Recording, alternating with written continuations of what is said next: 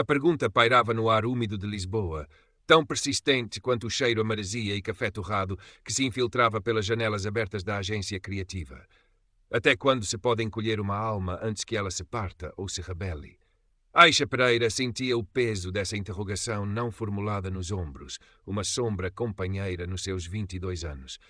A criativa, instalada num edifício pombalino recuperado na Baixa, com as suas paredes brancas imaculadas e mobiliário minimalista, proclamava modernidade e inclusão. Aisha, designer júnior de ascendência cabo-verdiana, com seu cabelo afro volumoso que desafiava a gravidade e um talento inegável para transformar ideias em imagens vibrantes, deveria ser a personificação dessa promessa.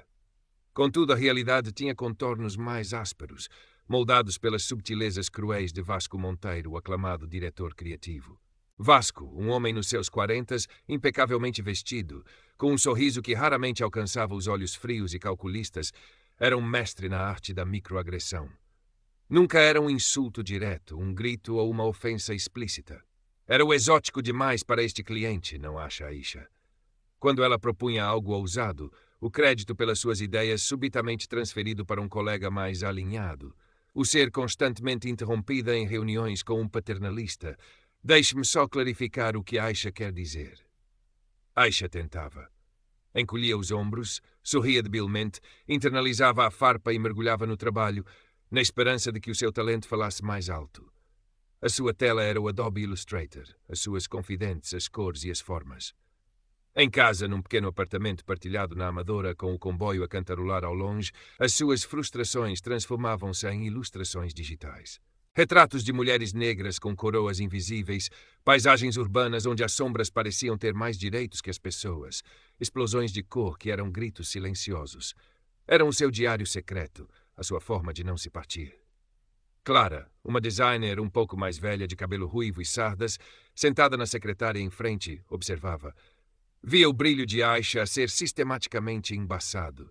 Sentia o desconforto a borbulhar-lhe no estômago, mas o medo de se tornar o próximo alvo, a insegurança profissional, amordaçavam-na. Limitava-se a oferecer um sorriso solidário a Aisha nos corredores, um gesto que parecia sempre demasiado pequeno. O projeto Alma Lusitana, uma campanha para uma marca de vinhos de renome que queria rejuvenescer a sua imagem, era a oportunidade de Aisha. Mergulhou nele com fervor, pesquisando, desenhando, criando um conceito que entrelaçava a tradição com uma modernidade vibrante e inclusiva. Apresentou-o a Vasco em privado. Ele ouviu, sobrancelha arqueada, um brilho indecifrável nos olhos. Interessante, Aisha, muito interessante. Deixe-me maturar isto. A reunião com o cliente foi na semana seguinte, numa sala ampla com vista para o Tejo. Aisha sentia um nervoso miudinho, mas também uma ponta de orgulho. Vasco começou a apresentação. E perante os olhos incrédulos de Aisha, desfiou o conceito dela, suas ideias, as suas propostas visuais, como se fossem dele desde o início. O nome de Aisha mal foi mencionado. A não ser para um vago, a equipa júnior deu algum apoio logístico. O cliente, um homem mais velho, de fato aprumado, pareceu genuinamente impressionado. Magnífico, Vasco. Especialmente aquela ideia de usar os padrões de azulejo desconstruídos nas animações. De quem foi essa pepita? Aisha sentiu o sangue fugir-lhe do rosto. Era a sua ideia central, a que mais horas dedicara. Antes que pudesse sequer pensar em abrir a boca, Vasco interveio, com a sua habitual bonomia oleosa. Essa foi uma daquelas faíscas criativas que surgem no calor do momento. Sabe como é? Aisha aqui, ele pousou uma mão pesada e condescendente no ombro dela. Teve a sorte de principiante de estar a explorar uns elementos gráficos semelhantes. Precisa, claro, de mais experiência para lidar com a pressão de um projeto desta envergadura, mas tem potencial. A sala pareceu encolher. O Tejo lá fora perdeu o brilho. A humilhação era uma brasa a queimar-lhe o peito. Sorte de principiante. As palavras ecoavam, cada sílaba um golpe. Limitou-se a baixar a cabeça, sentindo o olhar de Clara sobre si, um misto de pena e talvez vergonha. Naquela noite, o comboio da Amadora soou mais melancólico do que nunca. O seu apartamento, normalmente um refúgio, pareceu apertado, as paredes a ecoarem a dissimulação de Vasco. Desistiu do jantar. O nó na garganta não o permitiria. Abriu o portátil não para trabalhar, mas para gritar no silêncio do seu ecrã. A ilustração que surgiu foi um rosto de mulher, belo e escuro, com lágrimas de tinta a escorrerem e a formarem correntes invisíveis que lhe prendiam as mãos. A legenda em letras hesitantes: roubaram-me a voz, mas não a alma. Aisha carregou a imagem para o seu blog anónimo Fragmentos da Sombra e desligou o computador. Sentia-se esvaziada, como se algo vital lhe tivesse sido drenado. A ideia de voltar à criativa na manhã seguinte era fisicamente dolorosa. E se desistisse? A pergunta voltou, mais forte, mais tentadora. O telefonema da avó Fátima no sábado de manhã foi como um farol inesperado. Dona Fátima, 70 anos de vida vivida entre Cabo Verde e o bairro da Cova da Moura, tinha uma voz que era ao mesmo tempo mel e aço. Então, minha neta, essa voz de chuva não me engana. O que se passa nesse coração? Aisha desabafou. A humilhação, a raiva impotente, a vontade de desaparecer. Dona Fátima ouviu em silêncio. Um silêncio que não era vazio, mas pleno de compreensão. Aisha, disse por fim, a voz suave, mas firme. Lembras-te das histórias que te contava? Das nossas rainhas, das nossas guerreiras? A pele que carregamos, minha querida, não é um fardo. É uma tapeçaria bordada a ouro, com fios de sol e de luta. Eles podem tentar apagá-la, cuspir nela, mas só tu podes permitir que a nobreza se perca. Não lhes deis esse poder. A tua voz pode estar rouca, mas não está morta. As palavras da avó ecoaram em Aisha durante todo o fim de semana. No domingo à noite, sentou-se novamente em frente ao computador. A ilustração da mulher acorrentada tinha dezenas de comentários. Sinto o mesmo. A tua arte fala por mim. Não estás sozinha. Eram de perfis anónimos, de outras sombras que encontravam um eco na sua dor. Uma pequena comunidade invisível começava a formar-se. Clara abordou-a na segunda-feira, junto à máquina de café.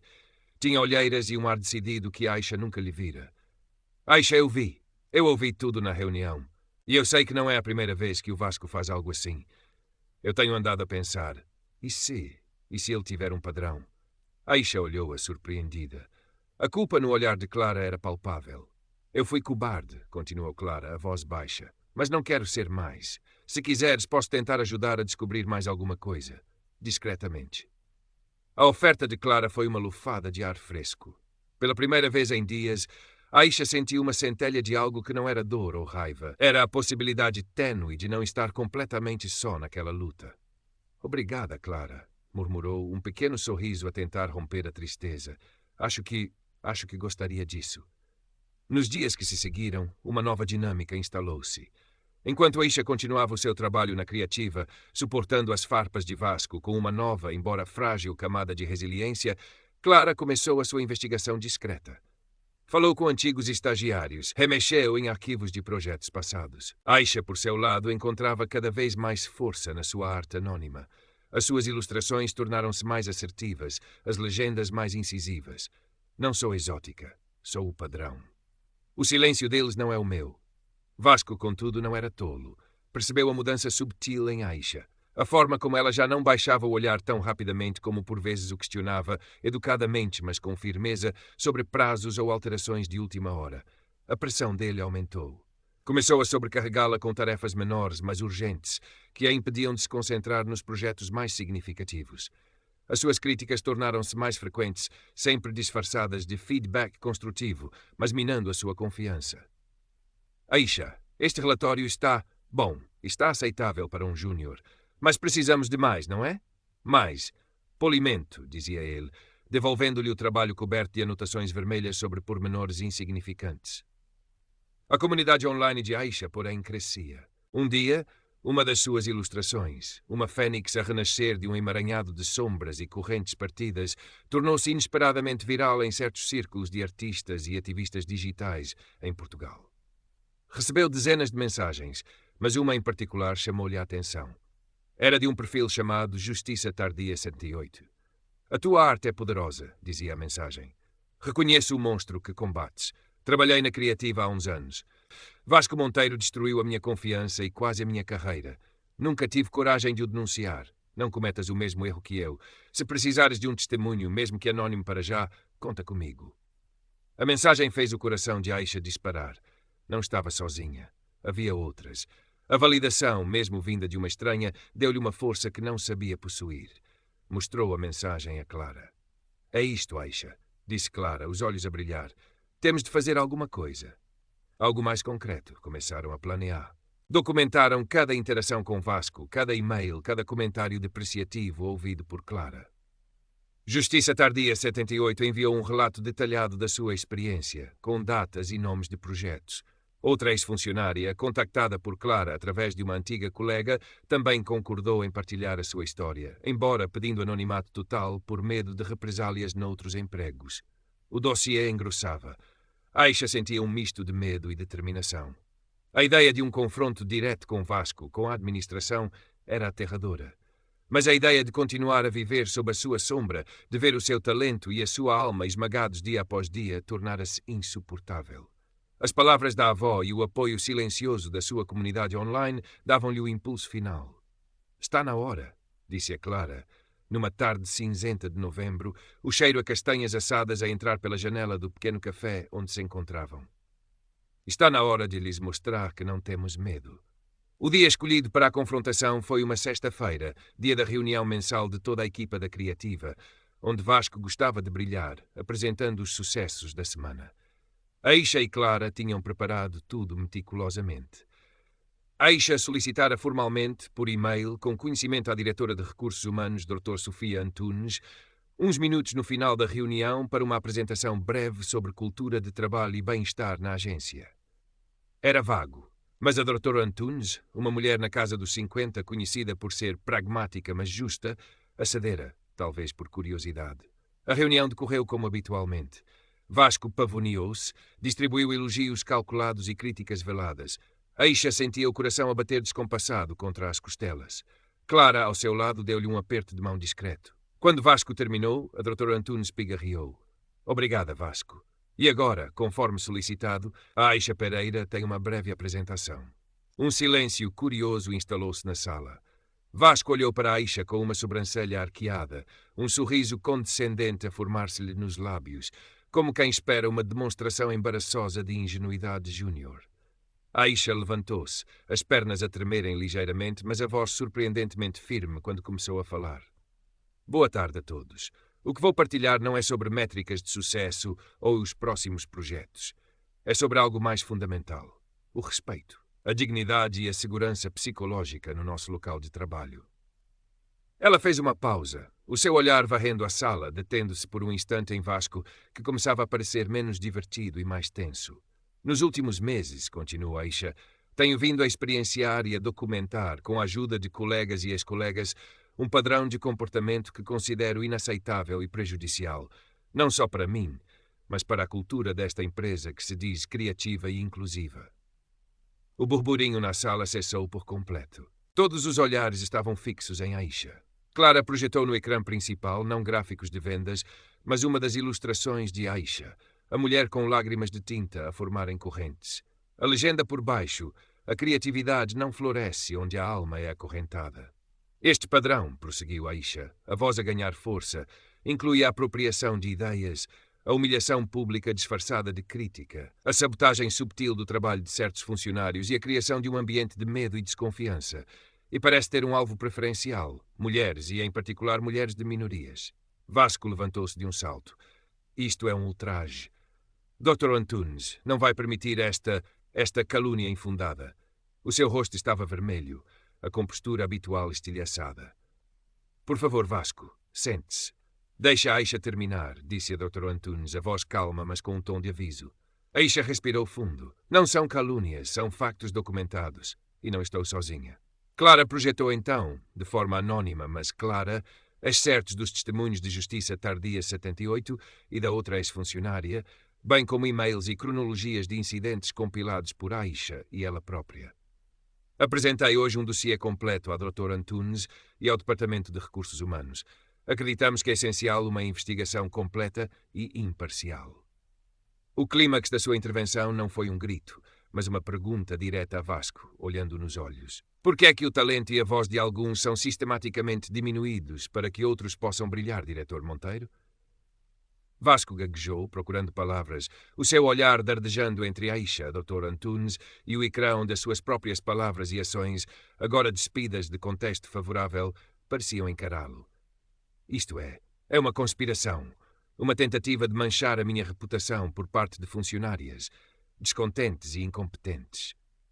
Foi então que uma voz tímida se ouviu do fundo da sala. Era Rui, o designer que sempre parecera querer fundir-se com o papel de parede. Na verdade, eu também vi, muitas vezes, a forma como o diretor Monteiro falou com a Aisha não foi correta. Outra colega, mais sénior, acenou com a cabeça. Sim, houve situações desconfortáveis. O apoio, mesmo que hesitante, era como uma onda a quebrar a barragem de medo.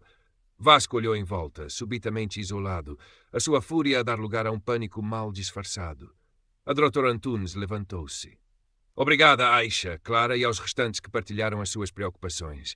Levo estas alegações muito a sério. A Criativa tem um código de conduta e não tolera qualquer forma de assédio ou discriminação. Será iniciada uma investigação externa e independente imediatamente.